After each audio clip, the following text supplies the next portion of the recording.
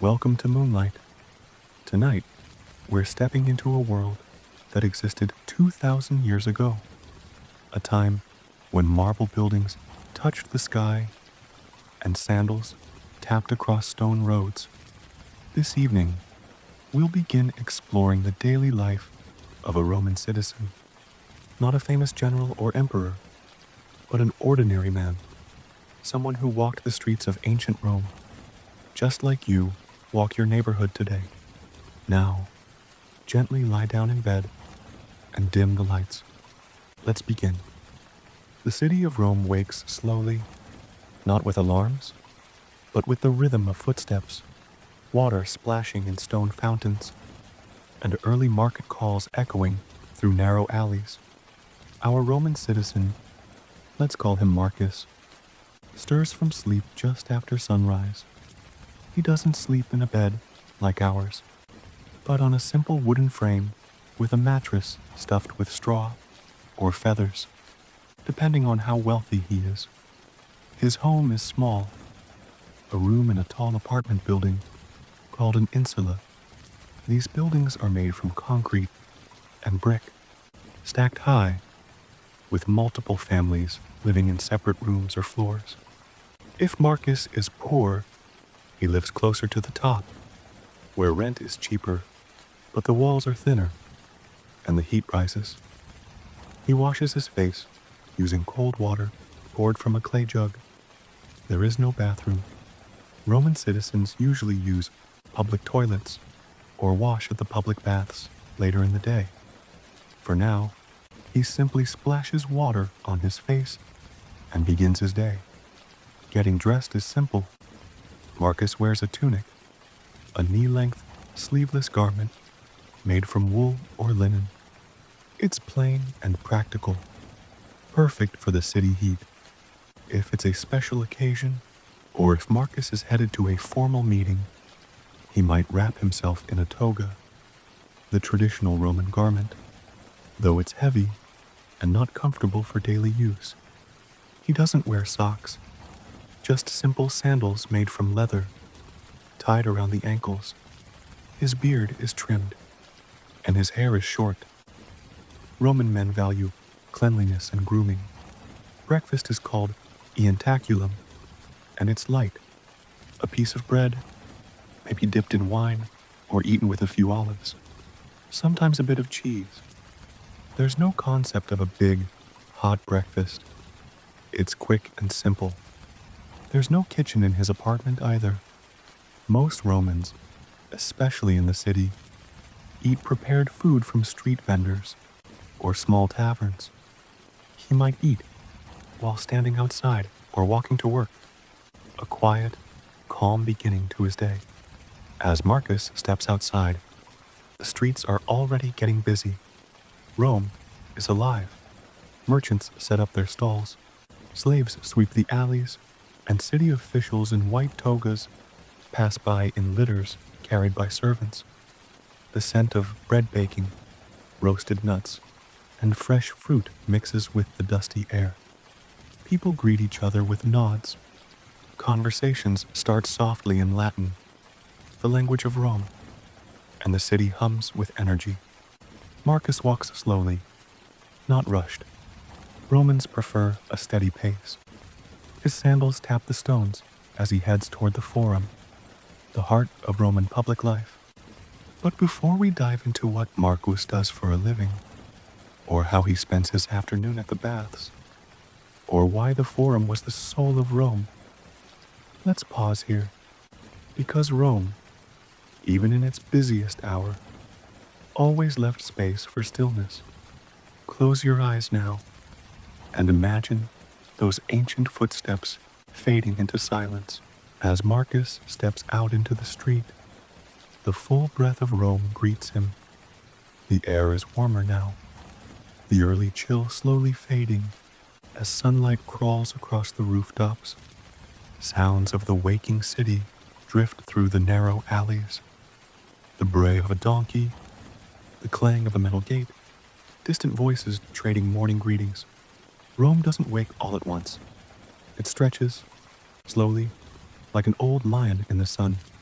He walks carefully on the uneven stones. These roads have seen the feet of thousands: merchants, soldiers, slaves, and senators.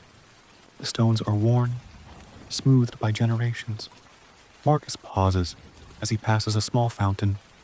A woman fills her jug, nodding at him politely. Children run past, one of them nearly knocking over a basket of olives set beside a vendor's stall. The vendor barely reacts. In Rome, you learn to expect movement. He passes a baker's shop, the smell of bread rising into the air, rich and warm. A line has already formed outside. Bread is central to Roman life, and the bakers know it. Marcus doesn't stop. He ate earlier, but the smell follows him like a memory. As he walks, the buildings begin to change.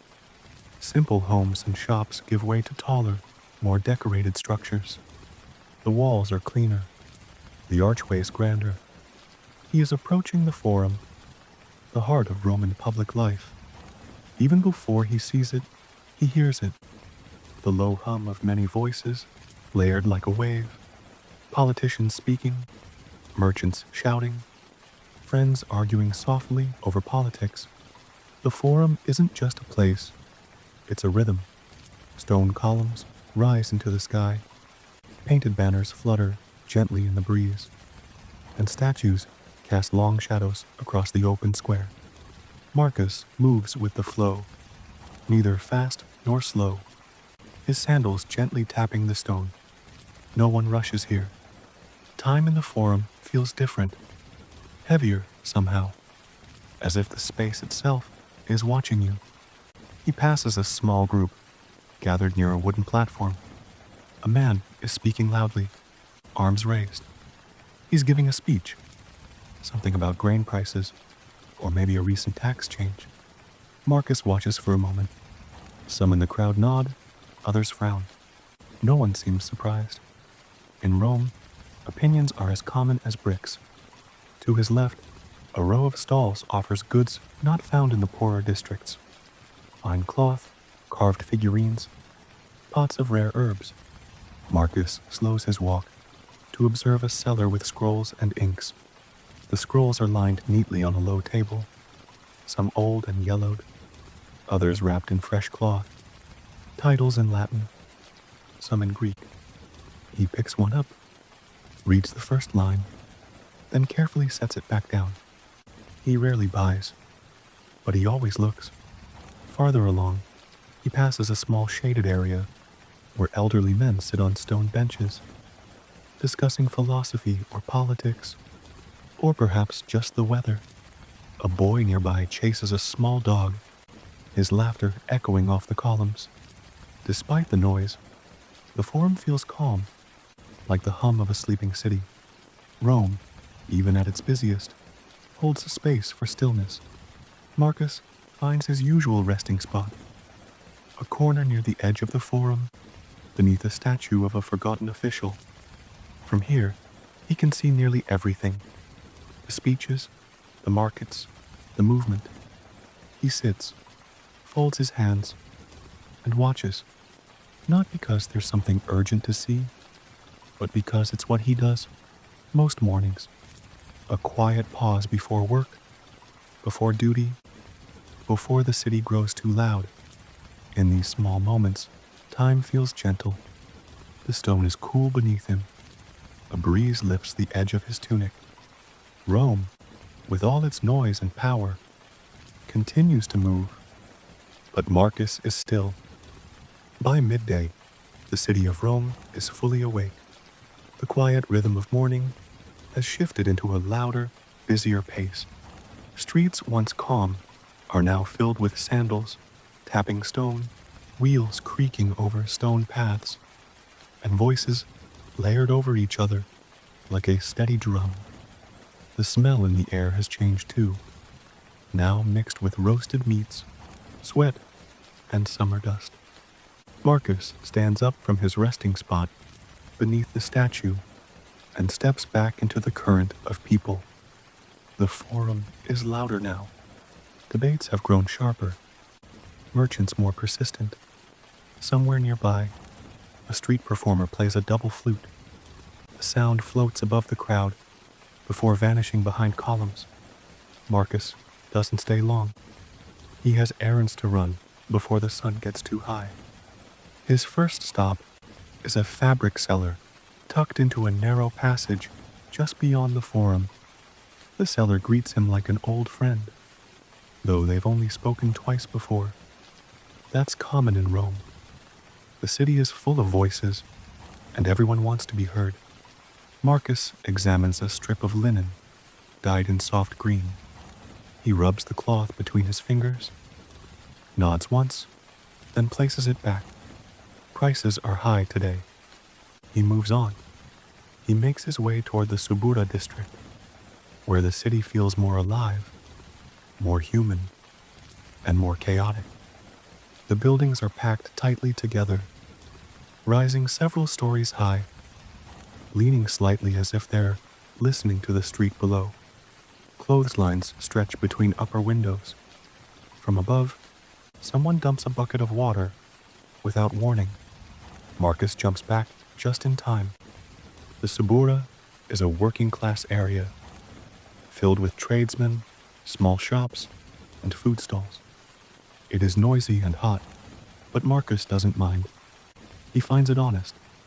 He passes a cobbler hammering a worn sandal, a group of boys arguing over dice, and a woman roasting chickpeas on an open flame. The smoke stings the air, but it smells good. He buys a small portion and eats them slowly as he walks. Midday is the city's brightest time, but also its harshest. The sun sits directly above, casting short shadows and heating the stones beneath his feet. Marcus wipes sweat from his brow and steps into a shaded alley for relief. He's not the only one. A few others rest there, leaning against the wall, sipping water from clay jars. No one talks. In this heat, silence is easier. From here, Marcus walks toward a public fountain, one of many spread across the city. A line has formed, but it moves quickly. Rome, despite its flaws, is proud of its aqueducts. Clean water flows into the city day and night. When it's finally his turn, Marcus splashes his face and drinks deeply. The water is cool, a small mercy in a busy day. He now turns back toward the quieter part of the forum. There's a man he plans to meet, an old acquaintance who sometimes helps him with letters and writing. Not everyone in Rome can read well, and Marcus, though educated, still struggles with formal Latin. The man's stall is small and always smells of ink. Today, he's not there. Marcus shrugs. Perhaps tomorrow. As he walks back, the city continues to move around him. Workers carry large amphorae across streets. A pair of guards stroll casually past, their armor glinting in the sun. A fruit vendor calls out the price of figs. Life in Rome is constant. It doesn't pause for anyone. But for Marcus, there's no rush. He has no deadlines, no crowds to impress. Just a list in his mind and the freedom to follow it. He makes one final stop. A temple near the edge of the forum. It's quiet inside, cooler too.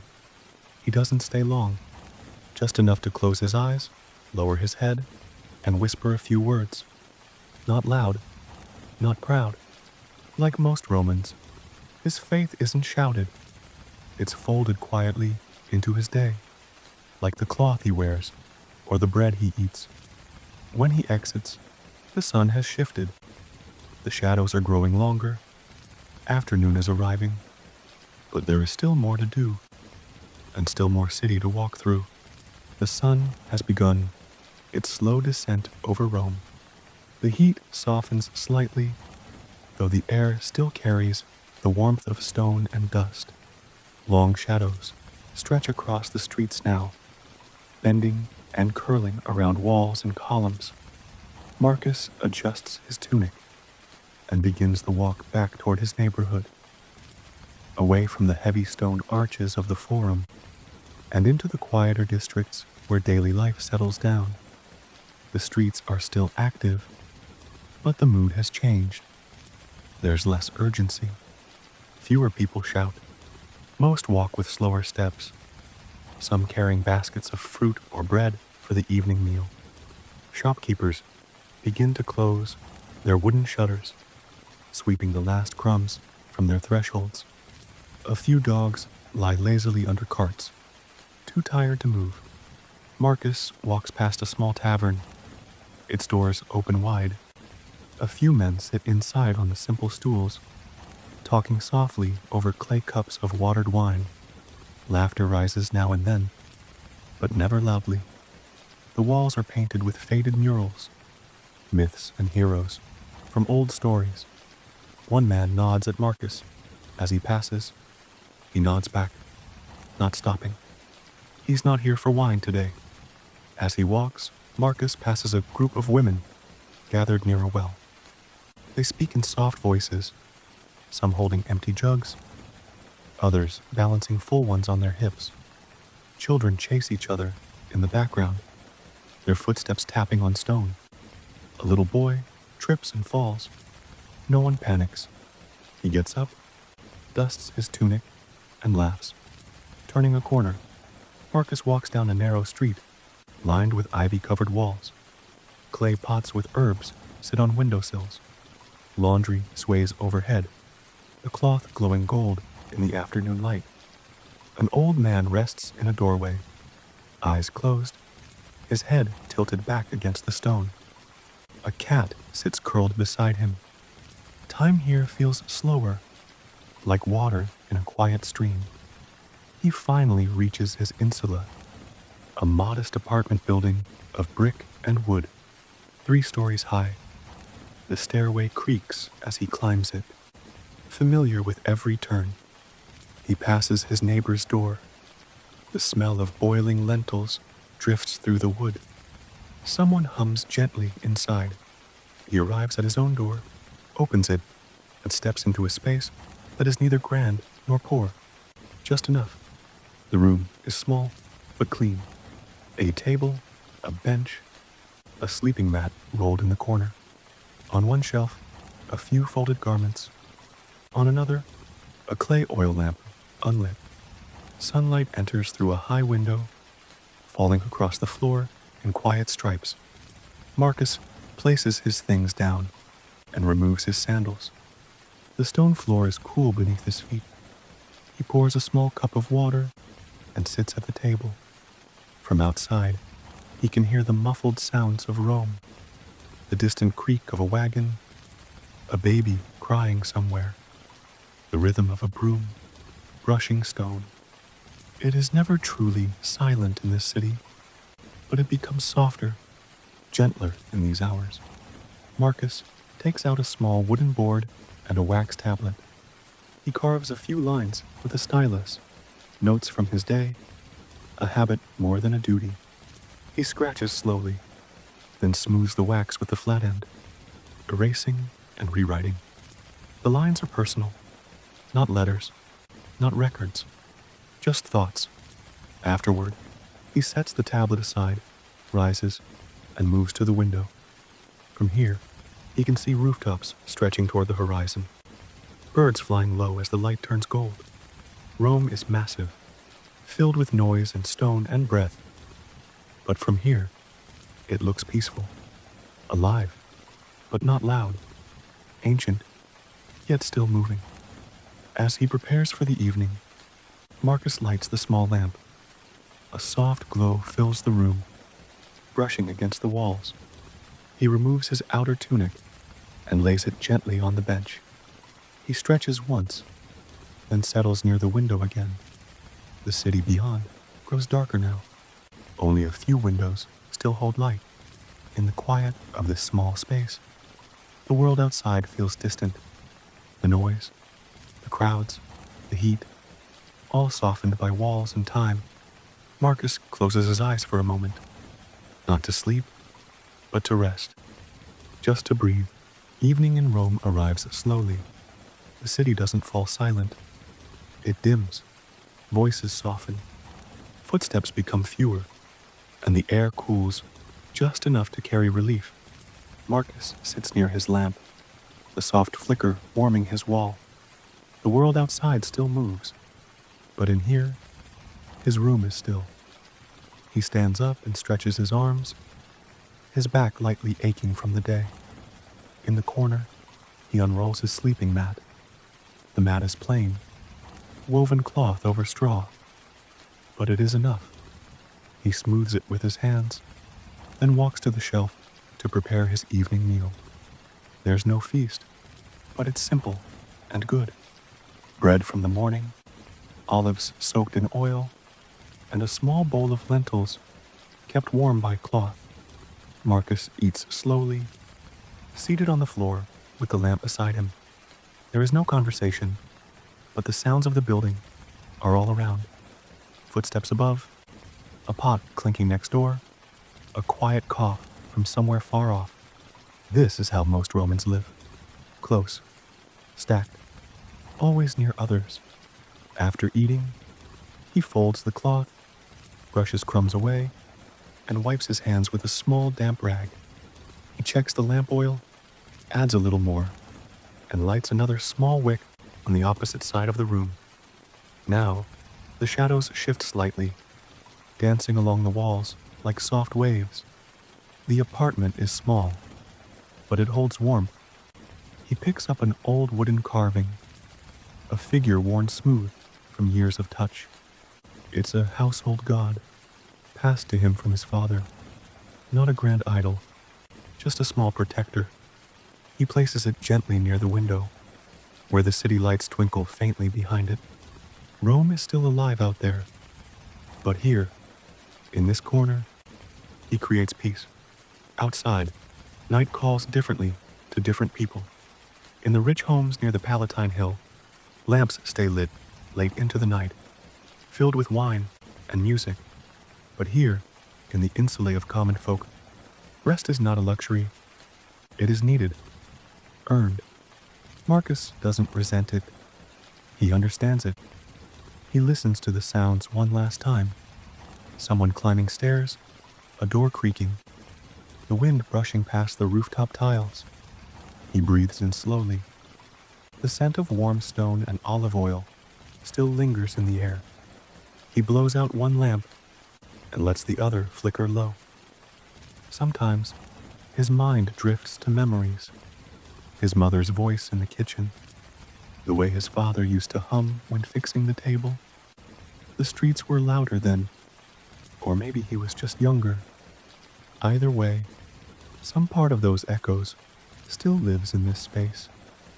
Even now, even as time walks forward, he lies down on the mat, adjusting the thin blanket over himself. The stone beneath feels cool, but familiar. This home is not filled with marble, nor scrolls, nor painted ceilings, but it is his space in a city filled with thousands. The final wick dims slowly, shadows lengthen, then vanish. Outside, Rome breathes on, louder in some places, quieter in others. But here, Marcus is still. He closes his eyes. The room holds its shape. The city holds its rhythm. And the night, at last, begins. Night deepens in Rome. The sky, once gold and orange, has turned into a quiet blue-black, scattered with stars. The hum of the day has faded, replaced by the gentle rhythm of evening routines. Not silence, but softness. In his small room, Marcus remains awake a while longer. He sits beside the window again, watching the rooftops under the starlight. A thin breeze moves through the alley, rustling a curtain in the distance. Somewhere far off, a dog barks once, then stops. A wooden sign creaks on a shop below. These are the sounds of Rome at rest. Slower, spaced out, more delicate. On his lap rests a folded piece of cloth. Marcus turns it gently in his hands, checking for loose threads. It's a tunic that once belonged to his younger brother, worn and patched, but full of memory.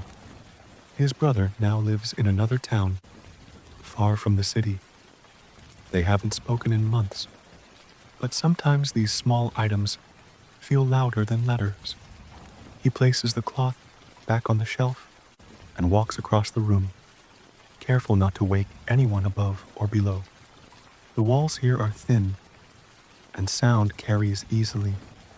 On the other side, someone is whispering, maybe telling a story to a child. Marcus smiles faintly. It reminds him of his own childhood, when his mother would tell stories just like that, about the founding of Rome, about wolves and twins, about gods that watched the city from the hills.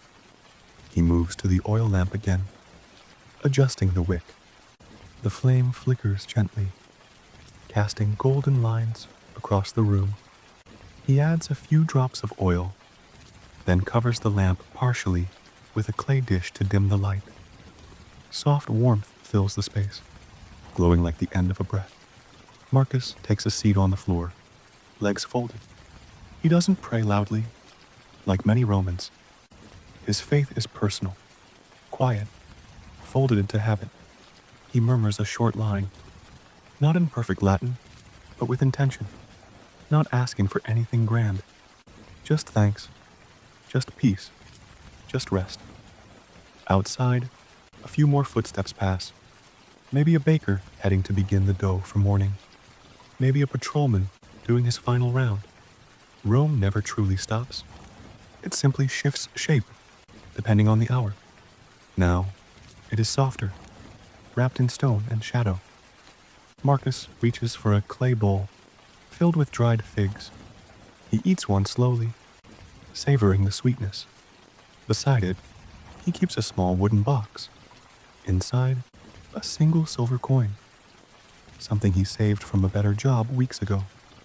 He doesn't plan to spend it soon. It's just a reminder, a symbol of tomorrow.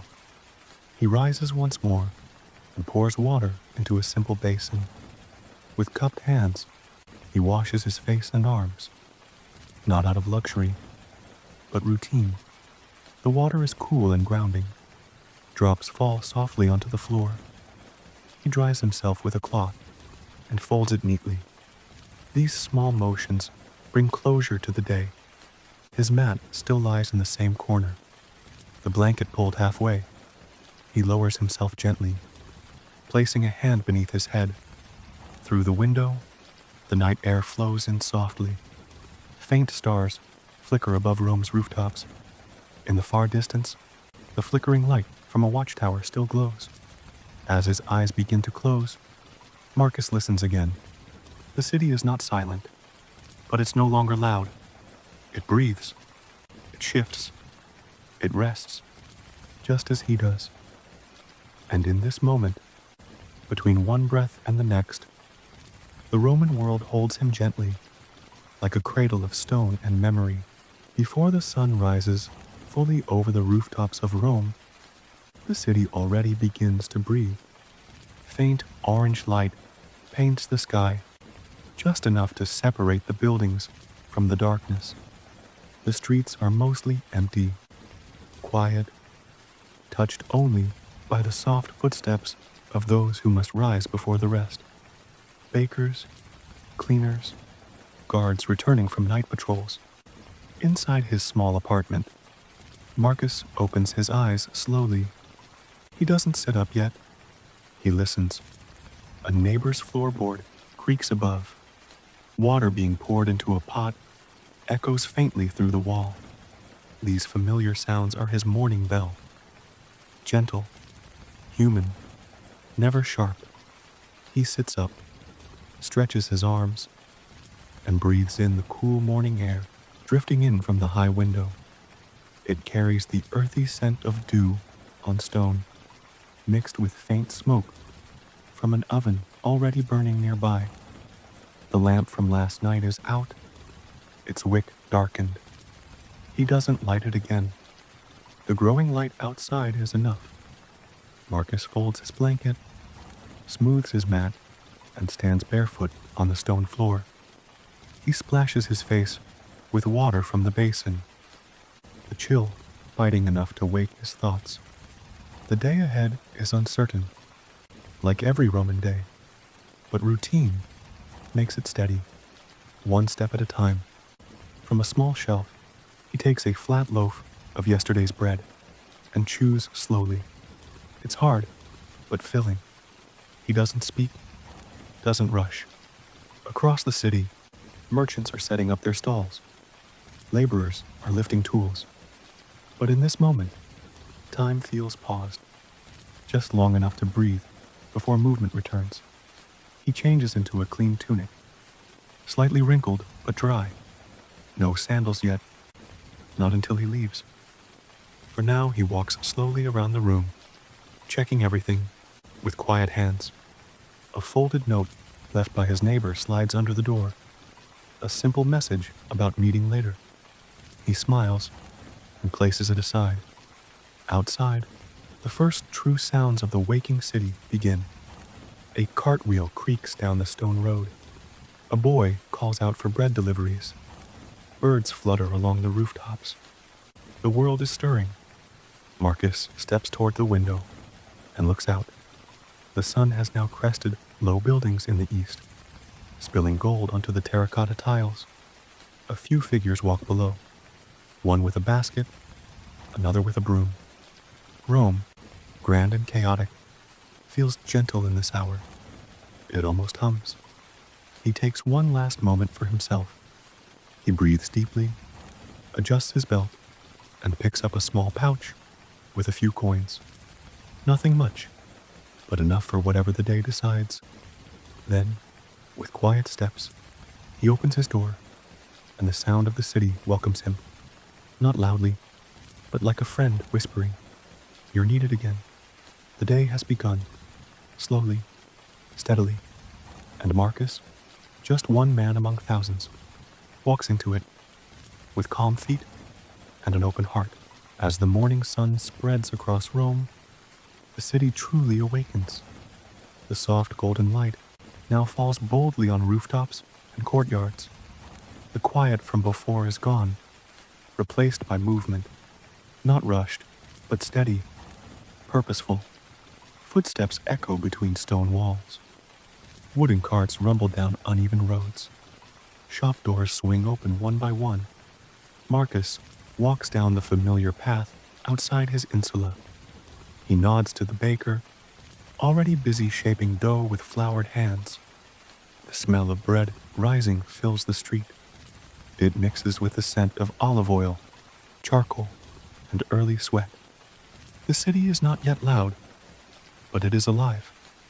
He steps aside as two boys race past, chasing a bouncing nut. A woman follows behind them with a tired smile, carrying a jug balanced carefully on her hip. Street vendors begin calling softly, selling dates, figs, herbs. Their voices rise and fall like morning bird song. As Marcus passes the fountain, he sees familiar faces.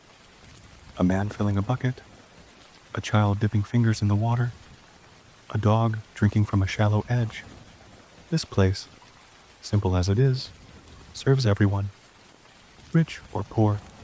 Stone and water do not choose between them. Turning onto a busier road, Marcus finds himself near a row of stalls. One sells sandals, another bronze tools. A third has woven baskets hanging from wooden beams. Customers bargain, touch, walk away, return again. It is a dance, but without music, only the rhythm of habit. He pauses briefly at a stall where scrolls are sold. The owner, an older man with ink-stained hands, recognizes him but says nothing, just nods. Marcus lifts one scroll, looks at the title, then places it gently back. Not today, but maybe soon. Further down, a group of laborers lift a marble slab together.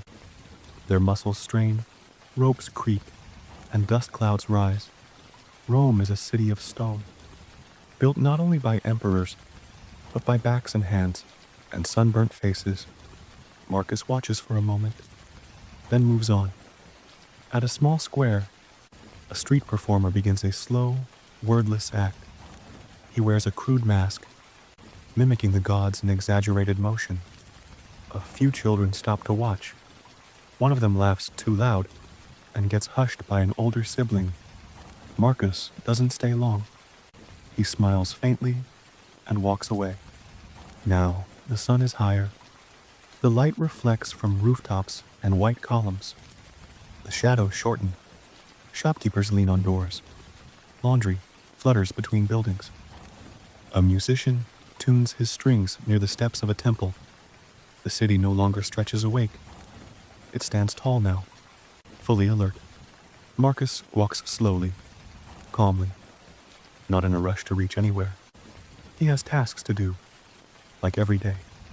But there is no clock here, only the position of the sun and the pace of the people. The day unfolds not in minutes, but in moments. And within this wide, noisy, ancient city, with its columns and cracks, its markets and murmurs, Marcus remains just a man among many, quiet, observant, at peace with the rhythm around him. By midday, the Roman sun stands high, pouring heat onto every stone, rooftop, and road. The calm of morning is gone. Now the city vibrates, not with chaos, but with a steady pulse. It feels alive, awake, and purposeful. Rome, at this hour, reveals its fullest shape. Marcus walks into the market square, one of the busiest places in the city. Tents and stalls stretch across the open space, their cloth shades rippling in the breeze. The smell of fresh produce, sweat, spices, and dust mingles in the air, thick but familiar. He's been here hundreds of times, and still, each visit feels slightly different. Vendors shout gently, not with anger, but to be heard above the hum. Olives, fresh this morning, fine linen from the east, fish still cold from the coast. Their voices rise and weave like music over stone. Marcus stops at a fruit seller's stall. He lifts a fig, presses it slightly with his thumb. Ripe, sweet. He chooses a few, exchanges a small coin, and tucks them into his cloth pouch. The seller nods, already turning to the next customer. Transactions here are brief, trust built through years. He walks further, passing a stall with dyed fabrics hanging in waves. Red, indigo, yellow. Women run their hands along the cloth, judging texture. Children peek out from behind their mothers' robes, curious but quiet. Near the center of the square, a potter displays his work. Jars, plates, small statues of gods. Marcus picks up a small bowl. It's simple, nothing ornate, but smooth and even. He doesn't buy it today, just looks, nods, and sets it down. As he moves through the market, he passes a group of philosophers gathered under a shaded arch. They speak in calm tones, quoting verses, debating old questions. A small crowd listens. Some nod, others shrug. Not everyone in Rome is drawn to thought, but those who are speak with depth. A few steps ahead, a beggar leans against a pillar. He holds out his hand, says nothing. Marcus stops, places a piece of bread into it. No words are exchanged, just a glance. A simple moment between two men who live different lives under the same sky. He passes a butcher's stall next, hanging meats and cured strips swinging gently in the warm air. The butcher sharpens his blade slowly, without looking up. The rhythm of the stone grinding against metal echoes faintly. Even the tools here speak. As Marcus leaves the main square, he enters a quieter side path, lined with workshops. A blacksmith hammers rhythmically. Sparks fly. Across from him, a sandal maker bends over leather, his fingers moving with care. These are not the loudest places, but they build the city just the same. The sun is stronger now. The shade grows shorter. Sweat beads on Marcus's neck, but he doesn't rush. Midday is for business, yes, but it's also for presence. The market is not just for buying and selling. It's where stories mix, where glances speak, where the city's voice is loudest, yet somehow clear. He steps into a shaded corner and rests on a low stone ledge. From here, he can see the market moving, like water flowing around him. People talk, argue, laugh, trade. Children chase birds. A woman scolds her husband for spending too much. A man balances baskets on his shoulders, muttering about prices. All of it. Life. Not perfect, not polished, but real. Marcus pulls a fig from his pouch and takes a bite. It's soft, sweet, and warm from the sun. He closes his eyes for a moment, lets the taste settle.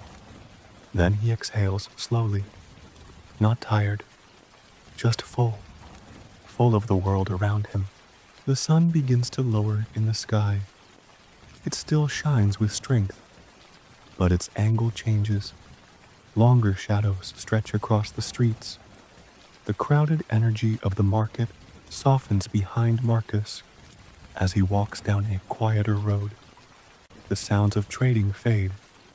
In their place come the rustle of leaves, the chirp of distant birds, and the calm rhythm of his own footsteps.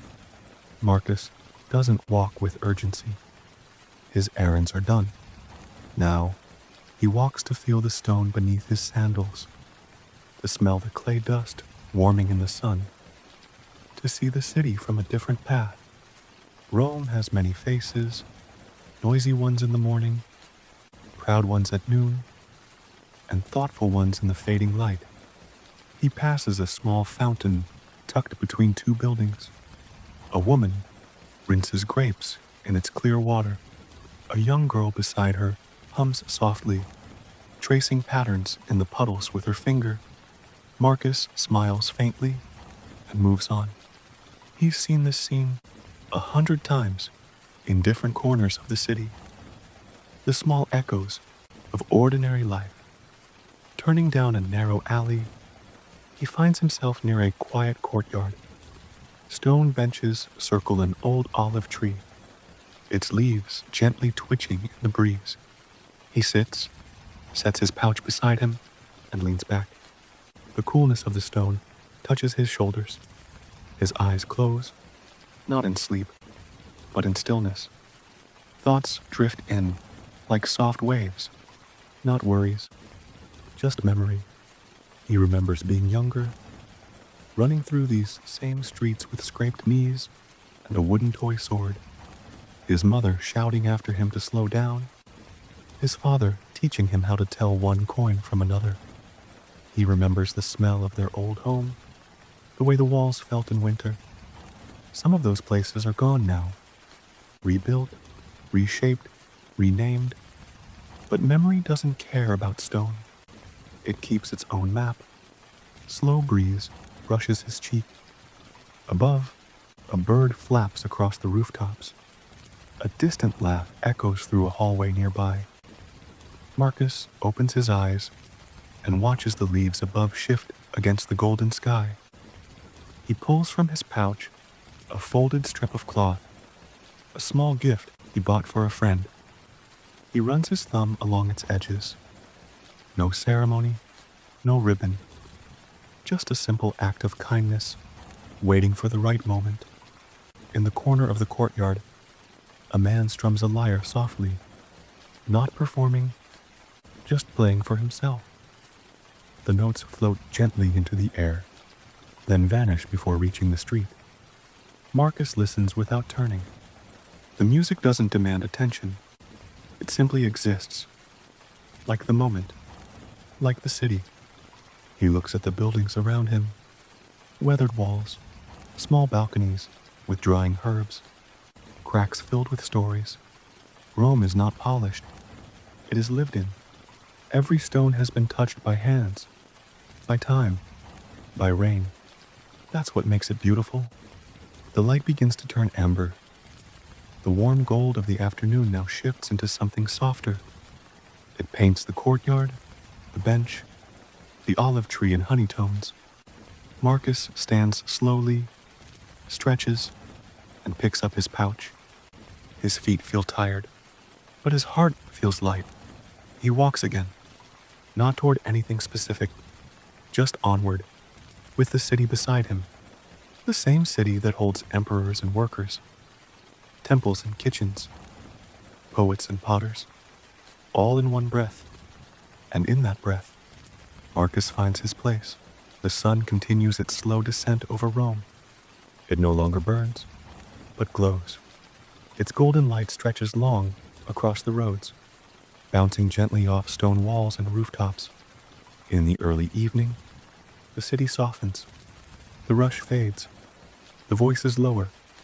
It's not night yet, but it's on its way. Marcus walks along a quiet path that leads away from the market. The heat has faded, replaced by a warm breeze that stirs the hems of tunics and lifts dust into the air. He passes a few neighbors, most carrying baskets, sacks, or folded cloth. The day is ending. Everyone is heading home. In the distance, the temple bells ring softly, not for ceremony, but to mark the hour.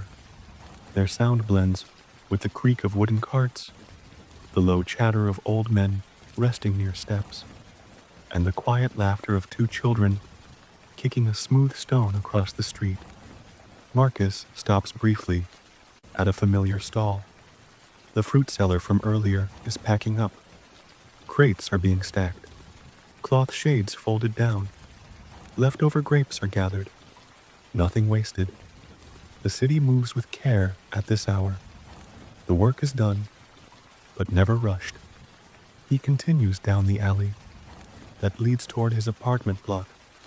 Along the way, the smell of evening meals begins to fill the air. Roasted garlic, baked bread, boiled lentils. From open windows come muffled voices. A mother asking about her child's scraped knee. A man humming while washing a dish. Someone reciting a line of poetry, just loud enough to be heard. Marcus slows down, absorbing it all. These little moments, these small pieces, are what make the city feel alive. Not the statues, not the politics, but the ordinary voices. The way doors creak open, the way smoke curls upward from stoves. He passes a narrow courtyard where neighbors are sitting quietly. One of them raises a hand in greeting. He returns the gesture, then steps into the shared entrance of his building. The stone stairs are cool now under his sandals. The hallway smells of baked bread and old wood. It's a comforting scent. As he reaches his room, he notices a small olive branch tucked in his doorframe. It's from the boy next door, a silent thank you for yesterday's help. Marcus smiles, removes it gently, and places it in a small cup near the window. The room is dim, filled with the warm orange light of the setting sun. Dust hangs softly in the air, like golden threads. Marcus removes his sandals, folds his cloak, and washes his hands with a little water from the basin. The cool touch revives him, just enough. He lights his small oil lamp again. The wick burns steady. He doesn't need it yet, but the soft glow reminds him that the day is winding down. Outside, the city is beginning to quiet. No longer asleep, but slower, calmer. He sits by the window, his back against the wall, the breeze touching his face. He watches the buildings turn from gold to gray. Rome, in this light, doesn't boast. It breathes. For a few moments, Marcus does nothing. No movement, no words. Just watching, listening, feeling the city ease into evening. And as shadows deepen and voices fade, Marcus lets his mind settle. The city holds him again, just like yesterday, just like tomorrow. The stars now hang fully above Rome. The sky is deep and dark, brushed with silver dots that shimmer gently, no longer hidden behind sunlight or clouds. A faint breeze moves through the alleyways, cool and slow, brushing over rooftops, moving the corners of hanging cloths.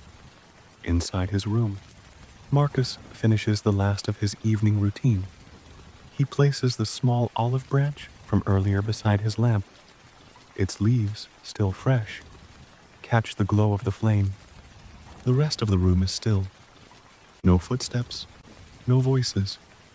The apartment walls, which held the sound of life all day, now simply breathe in silence.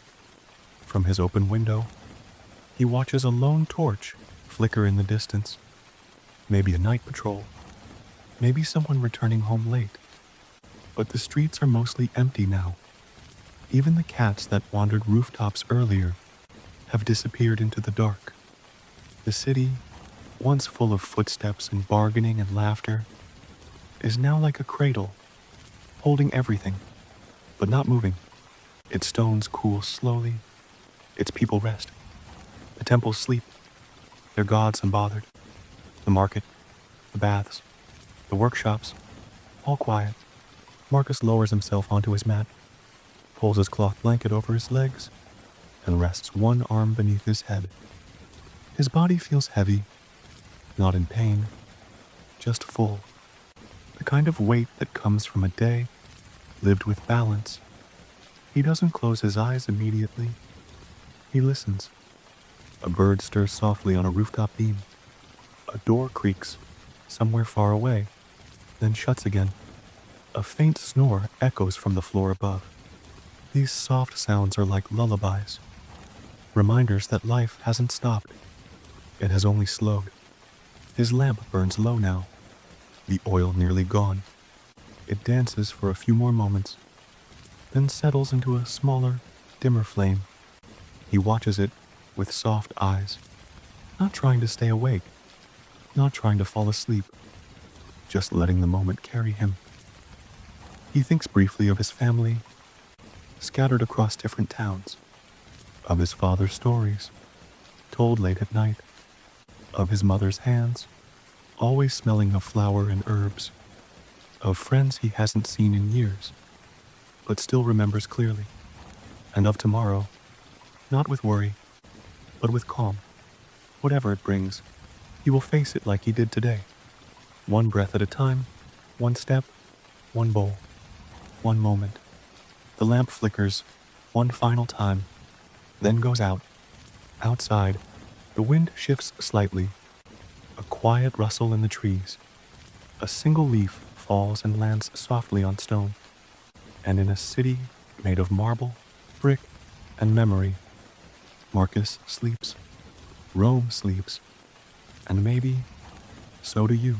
Morning came slowly, like it always did.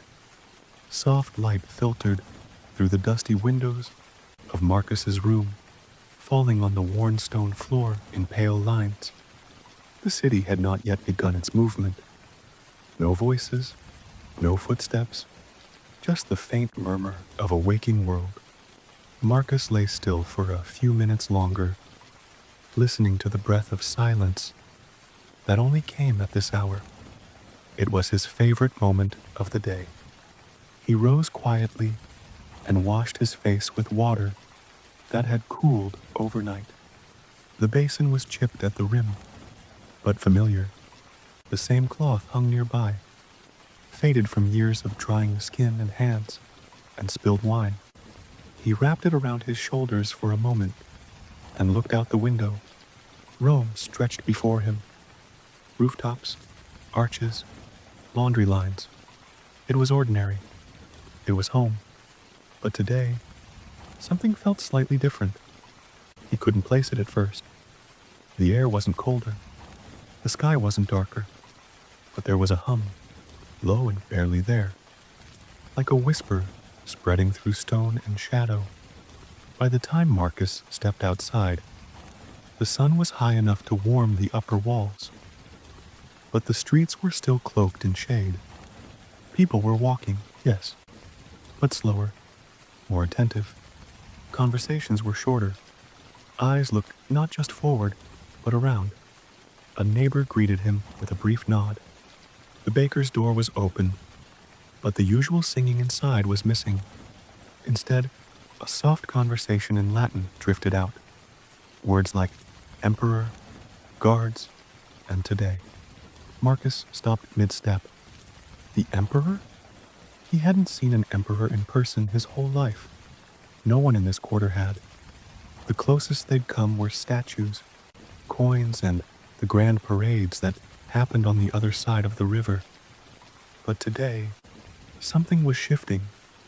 Not wildly, but like the quiet tension before a heavy rain. He continued his walk, more aware now. The vendors were setting up, but they stacked their fruits more carefully. The cloth sellers brushed away dust from their displays twice, instead of once. Even the old man who sold scrolls at the corner had tidied his spot, his ink-stained fingers trembling slightly as he arranged his parchment. At the fountain, the usual cluster of people had gathered, but the mood was different. Not fearful, but curious. A woman whispered that her cousin had heard from a guard that the emperor would pass this road before noon. A man beside her shook his head, saying nothing official had been declared. But his arms were crossed tightly across his chest.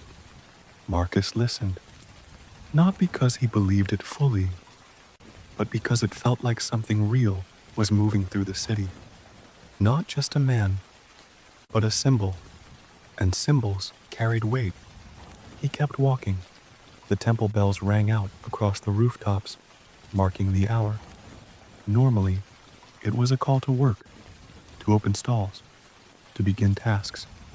But today, the sound rang with something extra, a signal that time was still moving, but differently. Marcus reached the square and saw more people than usual gathered already. Not crowded, not chaotic, but more. A few children sat cross-legged near the edge of the fountain, their eyes wide. An older woman held a fresh olive wreath in her hand, unsure whether to wear it or offer it.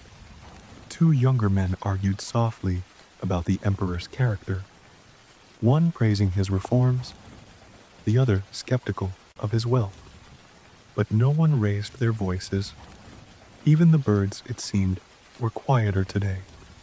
He found a seat on the edge of a marble platform, once the base of a statue, now just an empty square slab. From here, he could see both ends of the road clearly. On one side, the usual arch that led to the northern market. On the other, the winding curve that moved up toward the hill, where the wealthier homes began.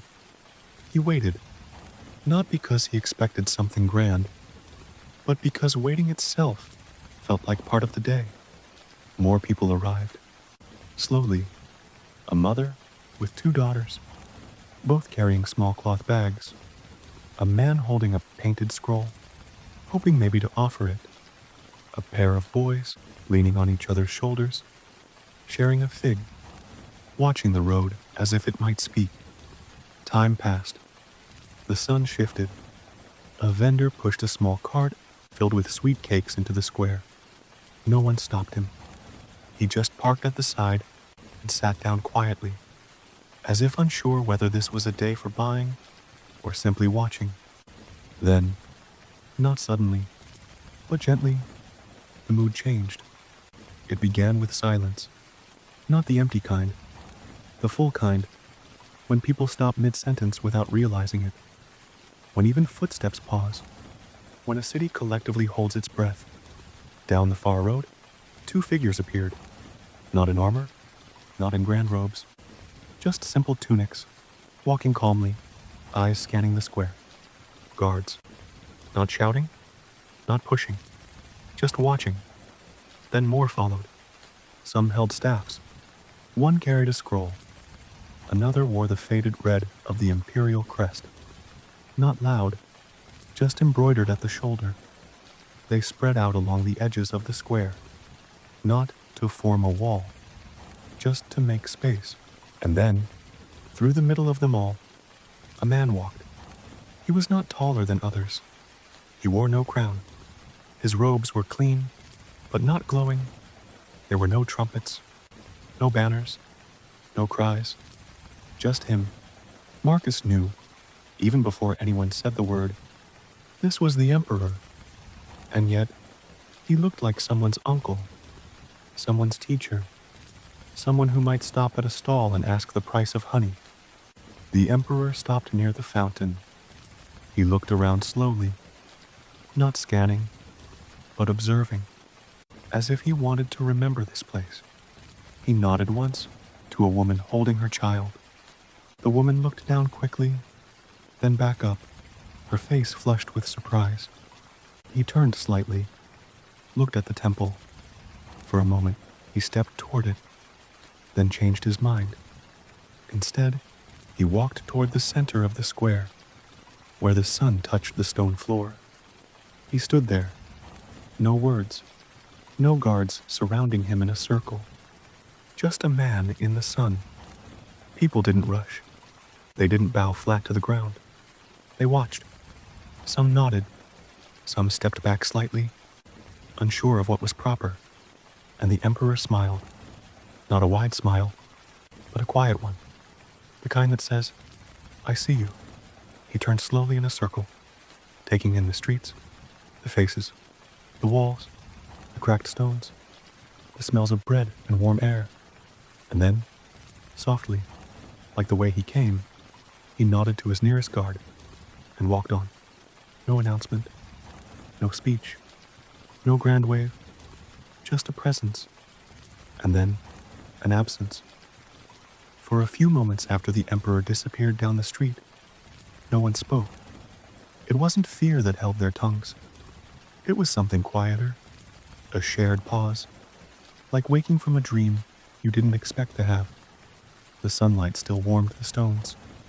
The breeze still passed over rooftops, but everything now felt different, softer. Marcus sat in the same place, unmoving. His hands rested on his lap, one thumb brushing gently over the other. He wasn't trying to understand what had just happened. Not fully. He was only trying to feel it, to let it settle in. Around him, people began to shift slowly. Some looked at one another and offered small smiles, as if to say, did you see it too? Others remained still, caught in the echo of what they had just witnessed. An old man stood with effort, brushing his knees. He looked younger than I expected. He said to no one in particular. A woman replied softly. He looked real. The boys with the fig whispered something and ran off, probably to tell the story to anyone who hadn't seen it. The baker's son, still holding a half-folded basket, just sat on the steps and stared down the road where the Emperor had vanished. No horns, no speeches, no horses or golden chariots. And yet, somehow, it had been more powerful than any parade. Marcus stood slowly. His legs had stiffened. He didn't mind. He walked without direction, just letting his feet choose the path. The streets felt warmer now, not from the sun, but from something shared. People nodded to each other more. They didn't speak loudly. They just existed together. He passed by the olive seller's stall. The man offered a few salted fruits with a simple gesture. No charge. Marcus took one, nodded, and walked on. Children played again in a nearby alley, though their voices were softer than usual. One girl picked up a stick and began to draw in the dust. Not letters or shapes, but loops and spirals, like she was thinking, without words. At the temple steps, a woman lit a small clay lamp and placed it carefully beside a column. She didn't pray. She just sat with it, watching the flame flicker. A priest passed by and paused. He didn't speak either. He only placed a single olive leaf beside the lamp and continued on. The day began to lean toward evening. Shadows stretched long over the city's stones. The breeze grew cooler. Birds returned to corners and ledges, cooing softly, cleaning their feathers with slow, steady movements. Marcus returned to his apartment slowly. He didn't feel tired, but he felt full, not of food or thought, but of the kind of weight that only quiet wonder brings. Inside, his room welcomed him, like it always did. The same chair, the same walls, the same folded cloth on the table. But even here, the air held a trace of something new. He poured water into a small bowl and washed his hands again. This time, slower. He noticed how the light caught the water's surface, how the ripples spread gently with each movement. He prepared his meal. Bread, olives, a bit of cheese. Nothing fancy. But tonight, it tasted more present, like the kind of food someone might eat after hearing an old story or seeing something sacred. Afterward, he stepped onto the narrow balcony outside his window.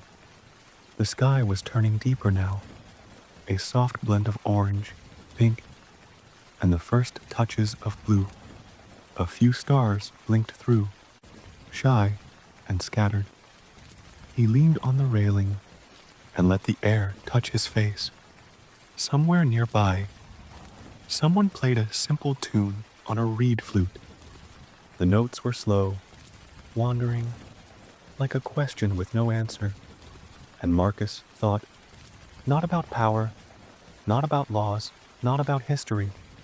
He thought about footsteps, about how quiet they were today, and how, sometimes, the most powerful presence is the one that doesn't shout. He remembered the Emperor's face, not the lines, not the clothes, but the eyes, the way they looked at the city, not above it, not through it, but into it. That look stayed with Marcus. As night settled over Rome, lanterns flickered, one by one. The city didn't sleep all at once. It drifted gently, home by home, breath by breath. From his window, Marcus watched as the street below emptied.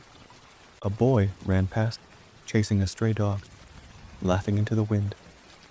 An old couple walked slowly, hand in hand, saying nothing at all.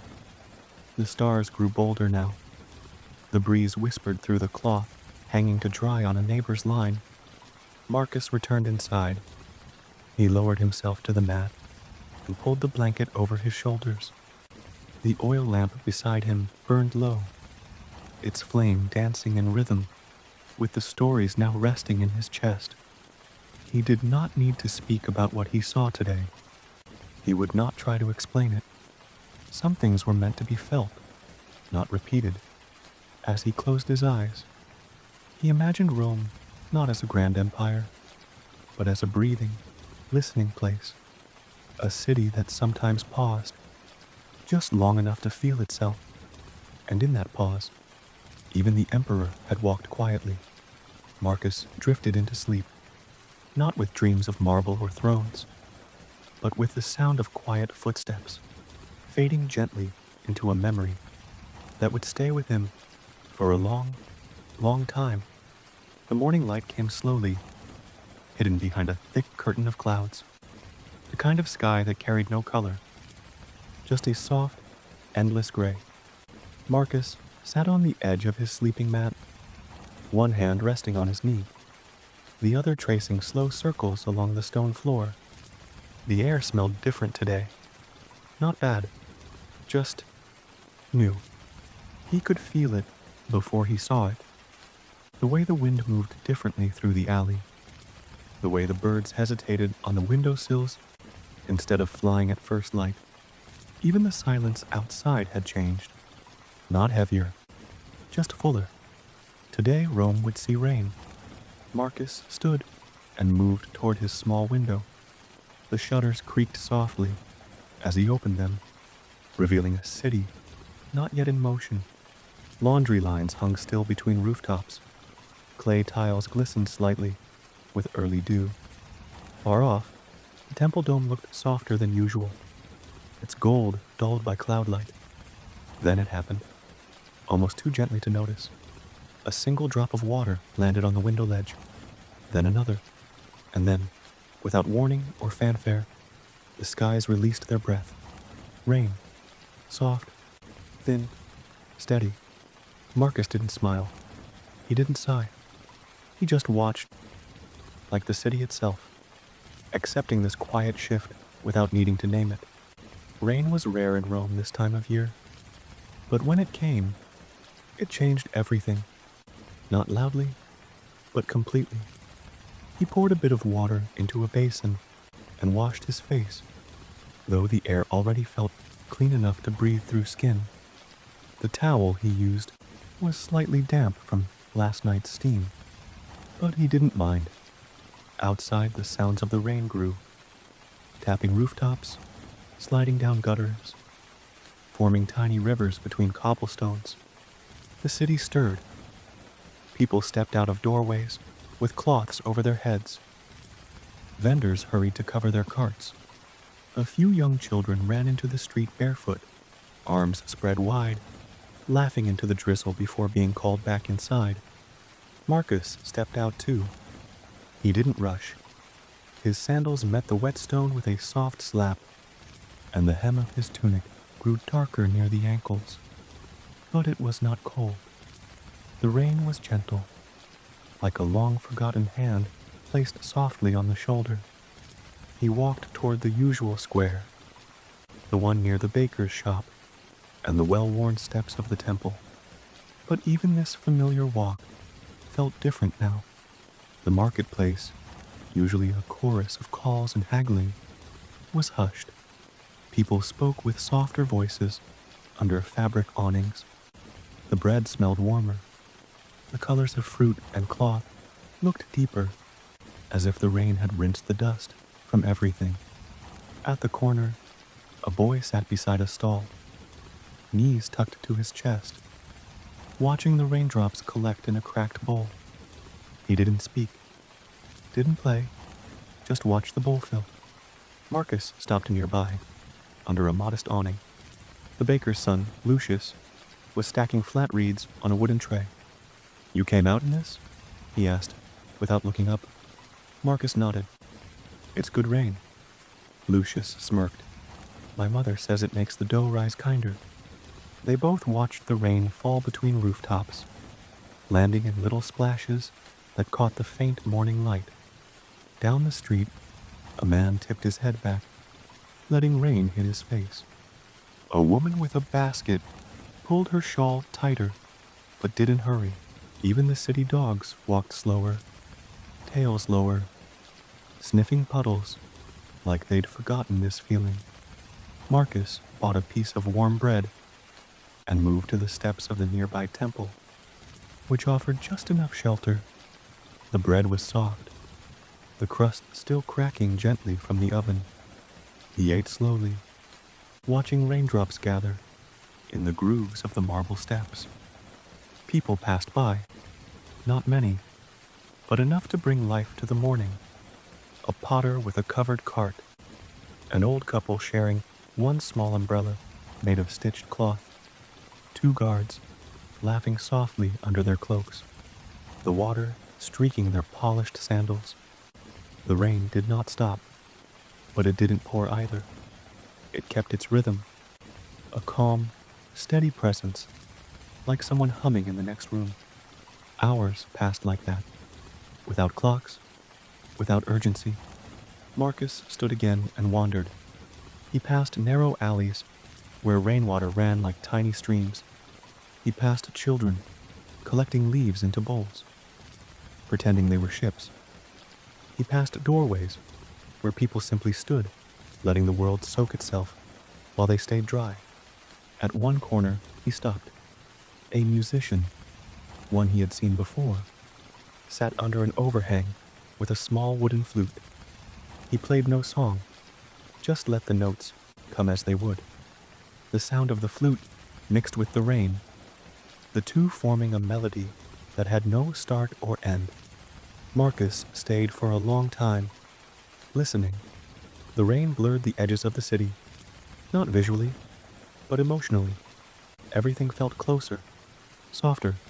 The usual lines between people, seller, buyer, neighbor, stranger, felt less rigid. They all stood under the same gray sky, listening to the same rain. He thought of his father, who once told him that Rome, when it rains, becomes a different city, not greater, not lesser, just more human.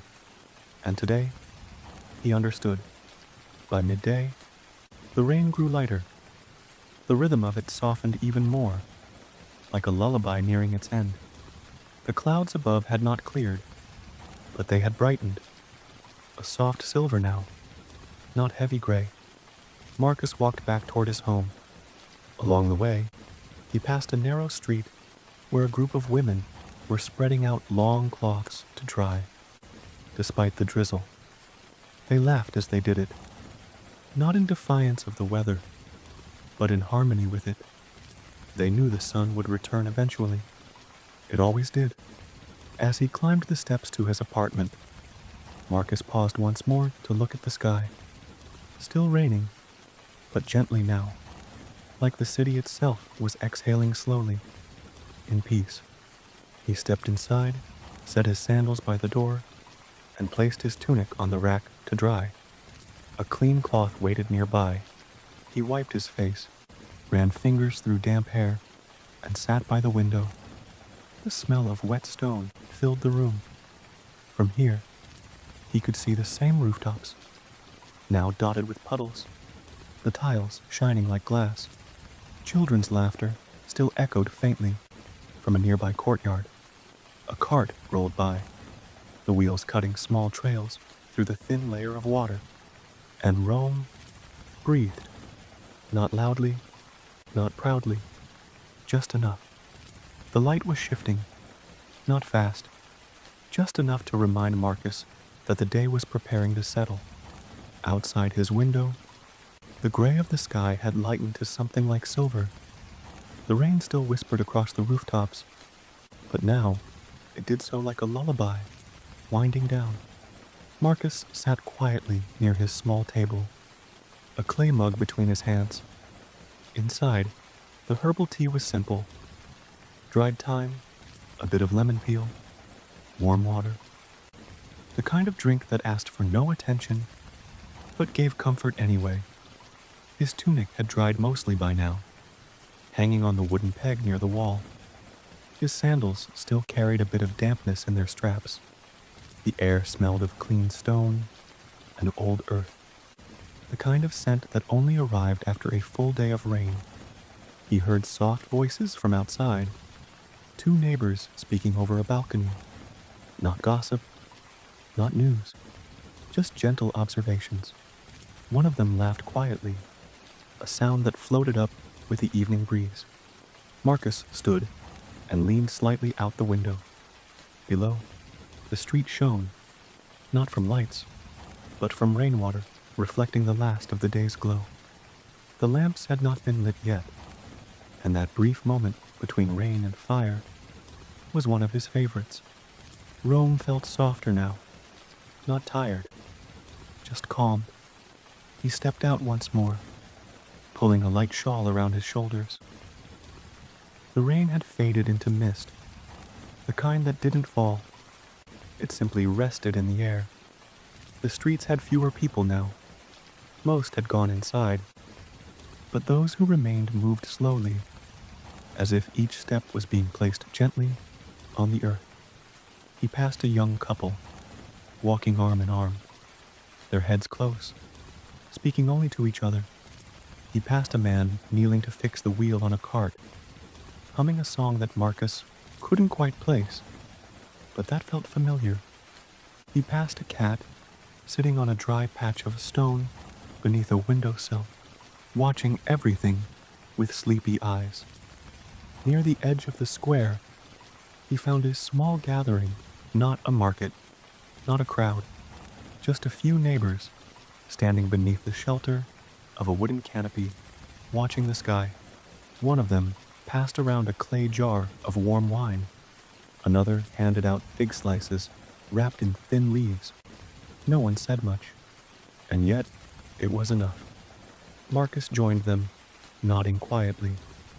They all stood together, watching the final droplets slide off rooftops, pooling slowly in the uneven grooves of the road. A child giggled as he tried to catch them on his tongue. One woman, her hands wrapped in a wool shawl, said softly, "I always forget how different the city sounds in the rain." Another replied, "And how kind people become when the noise quiets." Marcus said nothing, but he felt it too. The hush that rain brought, not just to the streets, but to the hearts of people. He took a sip of the wine. It was warm, slightly sweet, and carried the scent of spices soaked in sunlight. The mist lifted slowly. In the distance, temple bells rang, not loud, but clear. The kind of tone that told the city the day was over, not in urgency, but in rhythm. One by one, small oil lamps flickered to life, first in doorways, then along the wall of the temple, then across balconies. Each flame seemed to appear, without ceremony, like stars arriving in the sky without asking permission. Marcus walked home as the city turned golden. The puddles now shimmered, catching reflections of firelight and fading clouds. The air was cool against his skin, but not cold. It was the kind of cool that wrapped itself around you like a familiar blanket. He paused outside his building. Across the street, a woman lit a lantern and placed it in her window, not for light, but perhaps for the feeling of being seen. Inside, Marcus prepared a small meal: lentils, soft bread, a few olives. He ate slowly, listening to the last raindrops fall from the rooftop onto the clay basin outside. One, then another, then silence. He blew out his lamp and let the room dim, save for the faint glow from the window. The city outside had quieted entirely now. No carts, no dogs, no sellers, just Rome, resting. Marcus lay down, pulling a cloth over himself. His eyes traced the cracks in the ceiling for a while. He liked those cracks. They reminded him that the world was always changing, gently.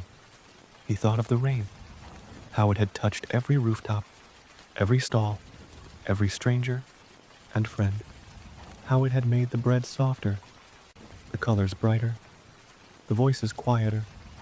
He thought of how Rome had not stopped during the rain. It had simply moved differently, slower, kinder. As he closed his eyes, Marcus let his breath fall into rhythm with the silence. The day behind him, the night around him, the city beneath him, all breathing as one. And in that breath, in that softness, Marcus slipped into sleep. A sleep without dreams, just warmth, just rain, just Rome. The morning sun returned to Rome like an old friend, not loud, not hurried, just gently familiar. It slipped through the shutters of Marcus's room in thin golden strips, warming the stone floor one line at a time. Marcus stirred slowly beneath his blanket. The air was neither cool nor warm, just the right balance to make him hesitate before rising. Outside, a bird called softly from the rooftop, followed by the faint clatter of wooden sandals on the street below. He sat up and stretched, his arms reaching toward the ceiling where sunlight danced on the plaster. He didn't rush. The city could wait. As he poured water into the basin, he noticed a small scroll resting just inside his door, neatly rolled and tied with a simple thread. He paused. It hadn't been there the night before. Someone had slipped it under quietly, perhaps at dawn. Marcus picked it up and turned it over in his hands. The wax seal had already been broken, gently. No name, no markings, He unfolded it slowly. The handwriting was delicate, with curves that suggested care more than speed. As he read, the room grew quieter. It was a letter from someone he once knew, someone from long ago. The kind of letter that didn't ask for a reply, only a moment. It spoke of memories, of a fig tree they used to climb as children, of a path through the fields near the river, of the day they first learned how to swim. It didn't say much more, just that the sender had passed through Rome, briefly, and had thought of him. Marcus read it twice, then a third time, and then he folded it again and held it for a while. Not everything needed to be explained. He placed the letter on the small wooden shelf near his window. The sunlight touched its edge. Then, as if guided by the day itself, he stepped outside. The streets were already filling, sellers calling softly, fabric waving in the breeze, a child pulling a cart with a squeaky wheel. But Marcus saw it all through a gentler lens. That letter had stirred something. Not regret, not longing, just presence, a reminder of what once was and how it still lived quietly inside him. He passed the bathhouse and nodded to the old man sweeping the steps. He passed a young scribe, dipping his pen carefully, ink smudging his fingers. He passed a woman teaching her daughter how to carry a jug on her head, both laughing as it tipped to the side. Everything felt warmer. In the square, Marcus sat beneath a tree with wide, soft leaves. The stone bench was warm from the sun. Nearby, someone played a small harp, each note drifting gently through the air like petals. He closed his eyes for a moment and let the music settle into him. When he opened them again, a boy had approached with a tray of figs, fresh from the hills. The boy said.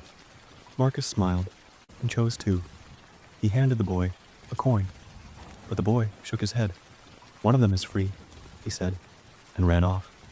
The fig was ripe, soft at the edges, the skin splitting slightly to reveal deep red flesh. Marcus took a bite. It was sweet, not just in taste, but in memory. It reminded him of long afternoons under trees, and hands stained purple from too many. He sat like that for a while, watching the city move gently around him. An old woman paused to rest near the fountain. A group of boys chased each other between columns. A small dog yawned in the shadow of a cart. Marcus didn't feel lonely. The letter hadn't made him sad. It had simply reminded him that he had lived, that parts of his story existed in someone else's memory, and that, even now, on this quiet morning, that memory had found its way back. The shadows had begun to stretch across the stone roads of Rome. The city was not rushing, just quietly shifting. A slower rhythm took over, as if everyone could feel that the day was preparing to rest. Marcus walked toward the garden near the forum. It wasn't large, just a narrow patch lined with fig trees and flowering bushes. But it was quiet, and in that stillness, he could think. He sat on a wooden bench beneath a tree that swayed gently in the breeze. Above, the leaves shifted like whispered thoughts, letting light pass through in broken patterns. The letter was still folded neatly in his pocket. He hadn't planned to carry it, but some things stay close even when we don't mean to hold them. From a distance, he could hear the soft clang of a smith's hammer, slow, deliberate, like a heartbeat echoing through stone. Somewhere nearby, a girl recited verses aloud to an elder, her voice rising and falling in a melody that only they understood. Marcus leaned back. His eyes followed a bird gliding across the sky. Wings stretched wide, riding the warm air as though it were silk. He remembered the fields outside the city, where he used to run barefoot, chasing birds, skipping stones, shouting into the wind just to hear his voice fly. He remembered the first time he fell into the river. The water had been cold, and his friend, the one who wrote the letter, had jumped in after him without thinking. They both came up gasping and laughing. That laughter had stayed with him. Not every memory needed to be explained. Some just needed to be honored. The sun moved lower, painting the walls of buildings in soft amber light. The city didn't slow because it had to. It slowed because it wanted to. Marcus stood and walked slowly toward home. The streets were filled with the smells of evening. Roasted garlic, warm olive oil, fresh bread cooling on wooden shelves. Lamps flickered to life, one by one, casting golden halos on doorways and faces. He stopped by a pottery stall and picked up a small cup. Unglazed, simple, slightly uneven. The potter, a man with kind eyes and dust on his sleeves, smiled. "It's not perfect," he said. Marcus held it to the fading light. "That's why I like it." He carried it home, cradled in his hands, like something important. Back in his room, he placed the cup beside the letter on the windowsill. The two sat there, a memory and a moment, side by side. As night fell, Marcus lit a small oil lamp. The flame moved gently, barely flickering. He sat near the window and watched the city darken. The stars began to appear, not all at once, but slowly, like shy guests arriving one by one. In the distance, laughter echoed from a courtyard. Somewhere below, someone hummed a lullaby. A mother, perhaps, or a father, remembering an old tune. Marcus closed his eyes and breathed. The letter was still there, and though its words were few, they had settled into the quiet corners of his mind. It hadn't come to change anything. It had come to remind him of childhood, of laughter, of roots. And as the city drifted into sleep, so did Marcus, not with questions, not with longing, just peace, just presence, just roam. The air that morning smelled of fresh linen and warm stone. Marcus opened his window to a sky that was soft and pale, with clouds floating like folded cloth, the kind of sky that promised a calm day. Nothing dramatic, nothing heavy, just the sort of peace one could walk through slowly. He stood for a moment, letting the quiet settle on his shoulders like a shawl. From below, he could hear the distant thump of laundry being washed in the courtyard basin and the soft clatter of morning pots in the neighbor's kitchen. The city hadn't rushed into the day. Neither did he. After rinsing his face and hands, Marcus lit a small oil lamp, not because the room was dark, but because the gentle flame made the space feel more alive. He wrapped his tunic loosely and stepped out into the hallway. The stone under his feet was cool, but not unpleasant. As he reached the base of the stairs, he noticed something unusual near his door. A bundle, wrapped in plain cloth, tied neatly with a small knot. No name, no marking. Marcus bent to pick it up. It wasn't heavy, but it had weight. The kind of weight that told him someone had placed it there with intention. He untied the cloth slowly. Inside was a carved wooden figure, small, perhaps the size of his palm. A bird, its wings tucked close to its body, eyes rounded with care. The carving was not perfect, but every groove had been made with patience. Beside it, a tiny piece of parchment. On it, just 5 words. "For the mornings you forget." That was all. No signature, no clue. Marcus sat on the step for a long while, the little bird resting in his hand.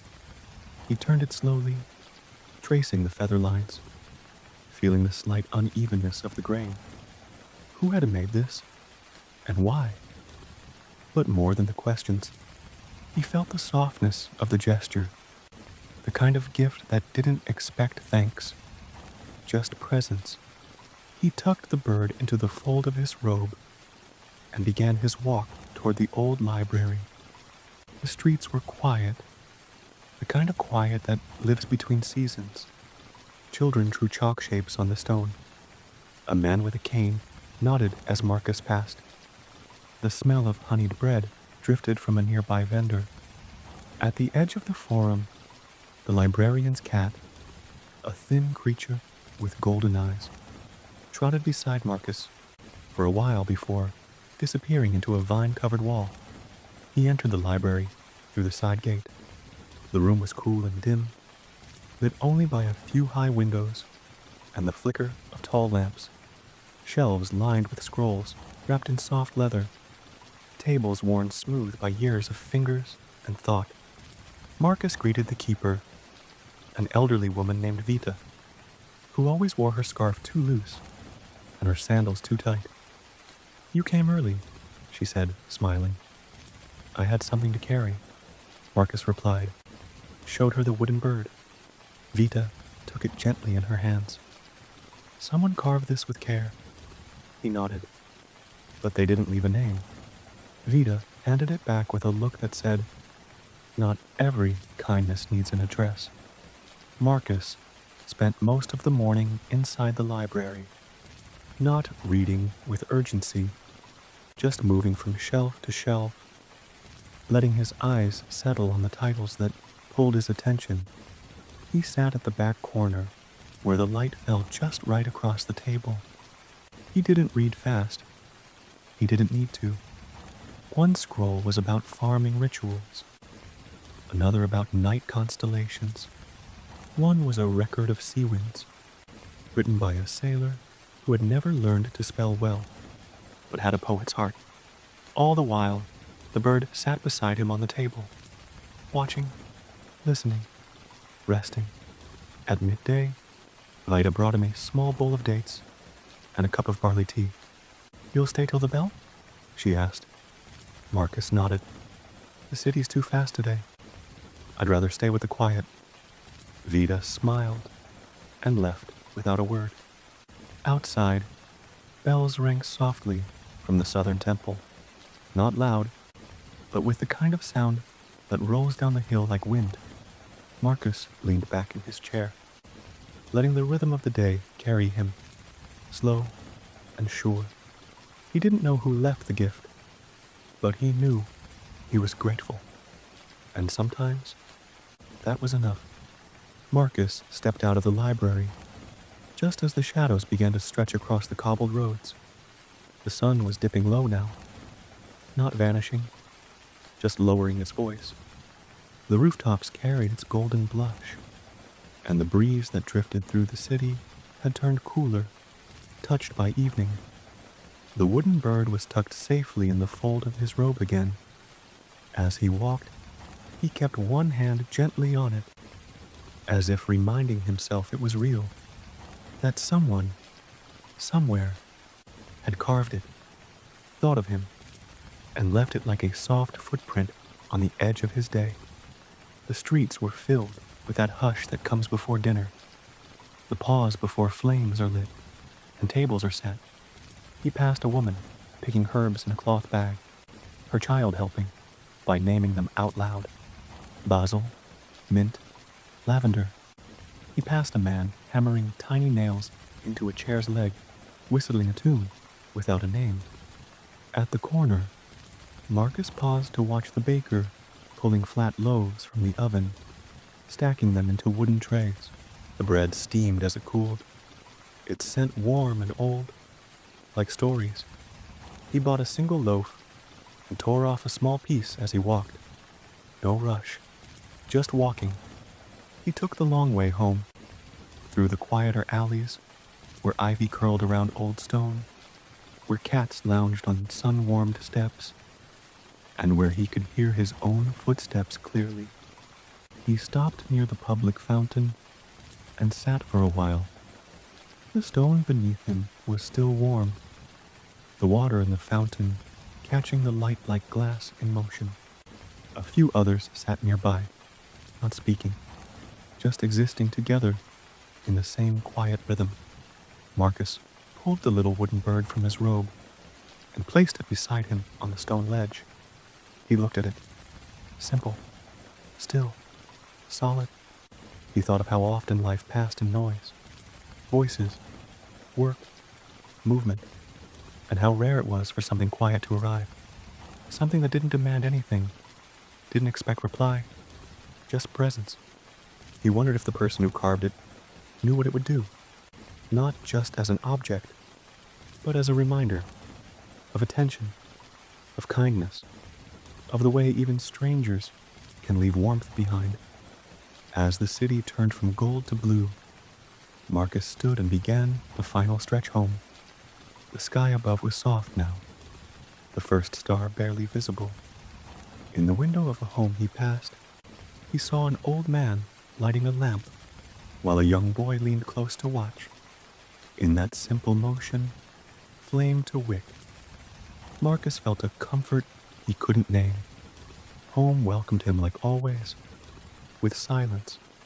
He lit his own lamp slowly, letting the oil catch fire as he exhaled. The room glowed. He placed the wooden bird on his windowsill, beside the cup he'd bought days before. They looked good together, both imperfect, both made with care. Marcus sat on his mat, broke the bread in half, and poured a small dish of olive oil. His dinner was quiet, not lonely, just quiet. After eating, he leaned against the wall and watched the city outside. Lamps flickered across balconies. Someone sang softly nearby. A dog barked, then fell silent again. He picked up the wooden bird and held it in his hand, feeling its weight once more. Tomorrow, he thought, would come with its own rhythm, its own steps. But today had been marked by something rare, a gift that asked for nothing, but gave everything. And as Marcus lay down, pulling the light cloth over himself, he placed the bird near his pillow. It would stay close, not because he needed it, but because it reminded him of something soft inside the world, something we often forget. The quiet things. The morning arrived with a quiet patience. It didn't knock loudly or demand attention. It simply unfolded, like the soft edges of a dream. The light filtered through the shutters in golden ribbons, brushing Marcus's floor like silent footsteps. He woke slowly, blinking against the calm. No urgency in his bones, just breath and warmth. After a simple wash and a piece of honey bread, he wrapped his robe and stepped outside. The streets felt thinner today, not empty, just light, as if the city had taken a deep breath and chosen stillness. Marcus had no particular destination. He walked where his feet led, through alleys lined with flowering vines, past doorways where old women sat peeling garlic, through a narrow arch where a painter dabbed soft color on a canvas, lips quietly mouthing a tune. There was a wall he often passed, stone, faded, covered in ivy. He'd never noticed the gate before, or maybe it had simply never been open. But today, it was. A wooden door, barely cracked, hanging slightly ajar. A breath of green air drifted from inside. Cool, damp, earthy. Marcus paused, then gently pushed it open. Beyond the gate was silence. Not the silence of absence, but the kind that feels alive, like something waiting. A garden, overgrown, but not wild. Nature had returned here with purpose. Vines curled around old columns, moss crept up stone benches, and trees stretched wide, as if finally allowed to breathe. There were no footsteps, no voices, only birdsong, and the soft hum of wind through tall grass. Marcus stepped inside. The path was uneven, but clear, worn by time and softened by leaves. A small fountain stood in the center, cracked, but still holding water. Lily pads floated quietly, and tiny silver fish darted beneath the surface. He sat on a bench beneath an olive tree, whose branches curled low like arms ready to cradle. For the first time in days, his mind made no list, no questions, no words, just quiet. He ran his hand across the bench. The stone was warm from sunlight, and the moss beneath his fingers felt like velvet. He closed his eyes and let the moment hold him.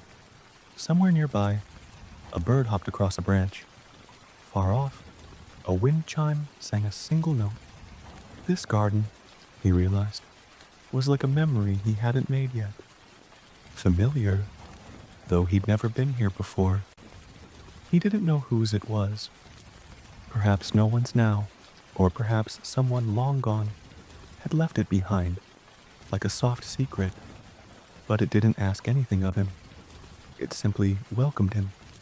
He leaned back against the tree and watched the sun filter through the leaves in shifting patterns. The breeze carried the scent of rosemary and damp earth, and he smiled, not because something happened, but because nothing needed to. The sun climbed gently through the sky, its warmth filtering through the canopy of leaves above Marcus like golden rain. He had not moved much. There was no need to. The stone bench had become familiar, and the shade of the olive tree stretched just enough to keep him comfortable. Time here didn't tick. It drifted. He watched a bee hover lazily over the rosemary. It paused on a blossom, then moved on, tiny legs dusted in pollen. It made him smile, not for any reason he could explain, just because it felt right. From his seat, he noticed things he never would have seen in the street. The way sunlight painted the wall in quiet waves. The soft hum of leaves rubbing together in the breeze. The distant, rhythmic beat of a carpenter's mallet, like a heartbeat from far away. Marcus stood slowly and followed a narrow path deeper into the garden. It led to a small clearing where the earth was soft and damp. Wild herbs grew here, thyme, mint, lavender. He knelt and ran his fingers through the plants. The scent was strong, comforting, like a memory tucked inside the soil. In the corner stood a broken column, half swallowed by moss. Vines crept along its base, and beside it, a worn piece of pottery, its handle missing, filled with rainwater and one small floating flower. He wondered who had left it. A gardener? A priest? A child? Maybe no one knew anymore, but it felt like it belonged. He sat again, this time on the ground, and leaned back against the column. There were no people here, no noise, no expectation, just earth, just wind, just Marcus. He pulled a small piece of bread from his satchel and ate slowly, not because he was hungry, but because something about eating in silence felt holy, like honoring the food, the moment. The little fish in the fountain still moved in circles. The birds called from the canopy, not loudly, just enough to remind the garden it was still alive. As afternoon tilted into early evening, the light began to soften. Shadows grew longer. The leaves turned golden at the edges, flickering like tiny flames. Marcus picked a sprig of mint and held it to his nose. Its scent was sharp, fresh, like something that had just remembered itself. He closed his eyes, and for a moment, he felt connected to everything. The roots beneath him, the sky above, the stone behind his back, all of it, alive and still. When he finally rose, the sun was low, just kissing the tops of the trees. He made his way back toward the gate, moving slowly, not out of hesitation, but respect. As he reached the old wooden door, he paused and looked back. The garden remained silent, but he knew, somehow, that it had noticed him. that he was now part of its story, just as it had become part of his. He stepped out and gently pulled the door closed behind him. The ivy swayed lightly, hiding it again, as if nothing had ever been there. But in Marcus's heart, it remained. That hidden place, that quiet breath of green, that sacred stillness. Back in the street, life had resumed. Children chasing hoops, merchants packing up their stalls, someone laughing too loudly around the corner. Marcus walked through it all, steady, calm. He felt different, not changed, just more settled. He reached home just as the lamps were being lit across the balconies. Inside, he placed the sprig of mint in a shallow dish of water and set it near the window. Then he sat down, wrapped in the soft dimness of early night, and let the stillness follow him. The day began with the soft clap of wings. A pigeon landed on the windowsill, just as Marcus was pouring his tea. Its feathers shimmered with dust and sunlight, and tied to its leg was a small roll of parchment. Letters were rare. He untied it carefully, finger steady, heart unsure. The handwriting was familiar, flowing, confident. It belonged to Caius, an old friend, once a fellow student in the city, now long gone to live by the coast. He read slowly. Marcus, I write to you with salt on my skin and wind in my hair. The sea here is 1,000 voices, each wave a whisper from a world we never touched back then. Do you remember the olive trees behind the old school? The way we used to race to see who could read the inscriptions the fastest? I thought I had left behind the noise of the city, but it's the silence here that has taught me more. The tide doesn't ask. It arrives. It leaves. It carries. There's a room here with space for another chair. If ever your feet feel like wandering, you'll find the door open. Marcus read the letter 3 times. Your brother in thought, Caius. Marcus read the letter 3 times, then placed it on the table, beside his cup. The morning went on. Bread was sliced. The floor was swept. A bowl was refilled with cool water. But something had shifted, as if the breeze that had brought the pigeon still lingered in the room. He sat for a long while, holding the letter, looking out the window. The city moved slowly outside, but in his mind, the sea had already begun to speak. He thought of Caius. They had studied together in their youth, argued about poetry, shared figs during long lectures. They had once dreamed of seeing the far edge of the empire, not as soldiers or traders, but simply as curious minds in search of beauty. Marcus had stayed. Caius had gone.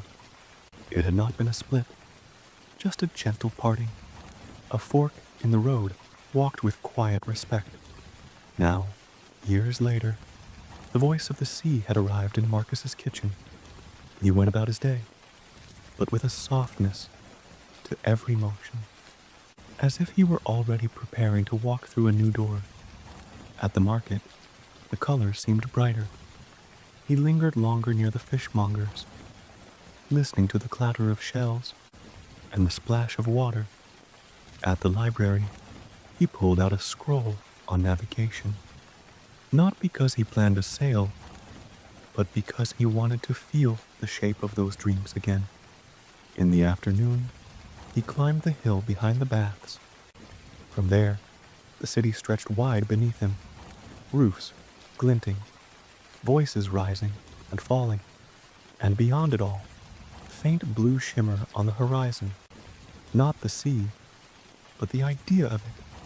He stayed until the light turned gold, and on his way home, he stopped at the pottery stall and bought a second cup, not because he needed one, but because Caius had said there was a second chair. That night, he placed the new cup beside the old ones. 3 now. The bird was still there, the scroll from Lucius, and now a letter from the coast. Marcus sat in the quiet and smiled. He did not yet know if he would go, but the door had opened gently within him, and some part of him had already stepped outside. The morning was soft with cloud light, not quite gray, not quite bright, a sky that whispered stillness rather than shouting it. Marcus stepped outside, the city still rubbing sleep from its eyes. His sandals tapped lightly against the worn stones as he made his way through the narrow lanes of the artisan quarter. He was on his way to see Livia. Livia was a mosaic restorer, a patient hand in a fast-moving world. They had met years ago, when Marcus had helped her transport stones during a temple renovation. Since then, their paths crossed rarely, but always meaningfully. Her workshop sat behind a quiet courtyard, tucked between a fig tree and a low fountain whose water moved in circles without urgency. Marcus entered without knocking. The room welcomed him with silence. Livia sat at a low bench, her back to him, bent in concentration. Before her lay a large circular mosaic, half finished, its tiles glinting with soft color under the morning light. She looked up, smiled. "You came." I felt like watching something come together. She gestured to a stool. "Then sit, but don't speak too much. The stones don't like chatter." He smiled and obeyed. He watched her fingers move, tweezers in hand, picking up one tile at a time, pressing it into the bed of soft plaster, each piece no bigger than a fingernail, each chosen with care. "How do you know where each goes?" he asked after a long silence. "I don't. Not at first. But I know the feeling I want, the story I wanted to tell. So I trust the pattern will emerge." The mosaic was of a garden, not realistic, but remembered. Leaves curved in impossible directions, flowers in bloom all at once, birds mid-flight with gold-tipped wings. "It's beautiful," he whispered. "It's slow," she replied. "That's what makes it beautiful." A gentle breeze passed through the open window, carrying the scent of stone dust and time. Marcus leaned back against the wall, watching the work unfold. Time passed, but it didn't feel lost. Livia worked. He observed. And outside, the city moved on without them, like a tide they had stepped away from. In the afternoon, she paused. "Come," she said. "Let me show you something." She led him to a back room, older, quieter. The walls here were lined with fragments, tiles rescued from ruins, saved from fire, flood, or neglect, each one placed carefully on shelves, some labeled with faint ink, others left anonymous. "These are my orphans," she said. "Each belonged to a bigger picture. Most, I'll never know where. Why keep them?" She picked up one, a curved green tile with a fleck of blue. "Because they still matter. A single piece can still be beautiful, even when the rest is gone." Marcus touched one gently. It was smooth, cool, etched by time but still vibrant. "You restore more than mosaics, Livia." She looked at him,